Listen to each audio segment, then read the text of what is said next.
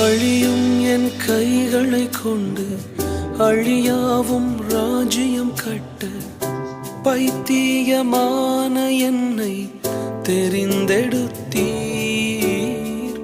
அழியும் என் உதடுகள் கொண்டு அழியாவும் வார்த்தையை சொல்ல எத்தனாய் வாழ்ந்த என்னை பிரித்தெடுத்தீர்.